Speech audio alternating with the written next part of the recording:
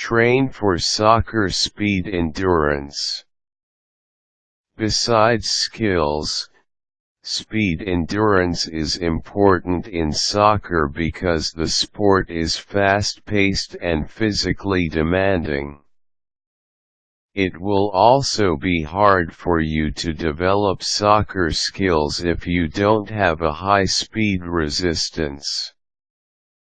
Below are guides on how to train for soccer speed endurance. Perform dynamic warm-up prior to training. This is the best method to prepare your body.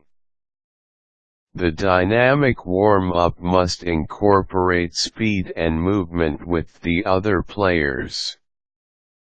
Also note that jogging lightly before performing 10 to 15 minutes of motionless stretching is harmful to your speed and strength. It can also cause you injuries. Instead, try the dynamic warm-up after jogging to raise your body temperature and get your blood flowing better through the muscles. The better blood flow will give you more oxygen. The dynamic warm-up is a series of movements from skipping, twisting, quick starts, cutting and so on. These exercises will give you more endurance. Perform continuous and slow jogging for aerobic endurance. It is fine to execute jogging in the first 5 to 10 minutes of the workout. However, note that it won't increase your aerobic abilities. Instead, devote time in interval training/running because it's the best way to increase your aerobic abilities as a soccer player. You must alternate short sets of sprinting and intense running with walking or jogging so your muscles won't experience much stress. Internal training simulates the game of rugby itself. Play with a ball as you run to simulate soccer.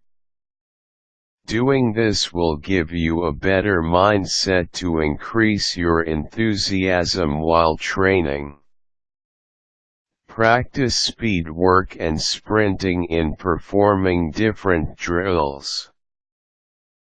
Perform as many exercises and drills as much as you can. Use relays and races with other players to make yourself and your teammates more competitive. Use the ball in executing these drills. Have a range of 10 to 30 yards to simulate a soccer field. Monitor fatigue. You need to have fast recovery period, especially if form and speed are the concerns.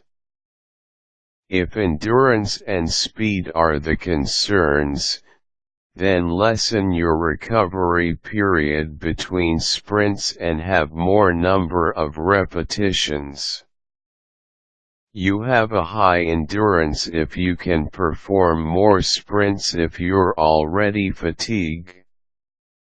Use obstacles like poles, cones, and hurdles and use them in multi-directions. Perform proper order of drills in your training session. An improper order of exercises may lessen the training's effectiveness, increase injury risks, and it will interfere with skills acquisition. Begin the training with proper dynamic warm-up before progressing to coordination and agility sessions. Practice taking proper hydration. The way you drink and what you drink before and after a game can affect your resistance. Ensure that you are in full tank before a match.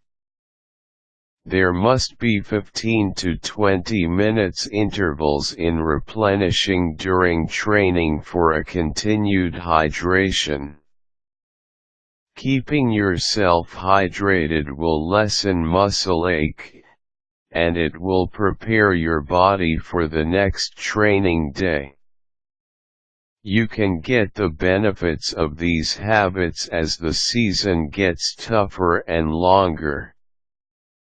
You must also have 6 to 8 weeks of exercise program to build your aerobic ability. Don't forget to consult a physician before training for endurance. You must also have a sound nutrition because what you eat before and after the game can affect your endurance as a soccer player. Don't forget to add an appropriate cool down in your training regimen.